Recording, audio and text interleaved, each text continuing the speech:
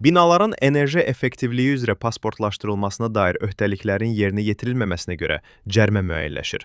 APA'nın məlumatına görə bu, Milli Məclisin Hüquq Siyasəti və Dövlət Quruculuğu və Mədəniyyət Komitələrinin bu gün birgə keçirilən iclasında müzakirəyə çıxarılan İnzibati Xətalar Məcəlləsinə təklif edilən dəyişiklikdə əksini tapıb. Bundan başqa, İnzibati Xətalar Məcəlləsinə təklif edilən digər dəyişikliklərə əsasən motodəbilqə taxmadan və ya onu düymələmədən mopedi idarə etməyə, yaxud motodəbilqəsi olmayan və ya onu düymələməyən sərnişinlər mopedi daşımağa görə 40 manat məbləğində cərimə ediləcək.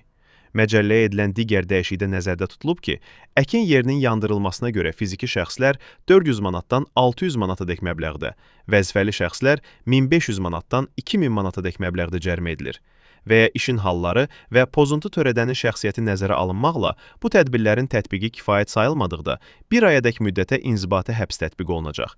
Hüquqi şəxslər 5000 manatdan 6000 manatadək məbləğdə cərimə ediləcək.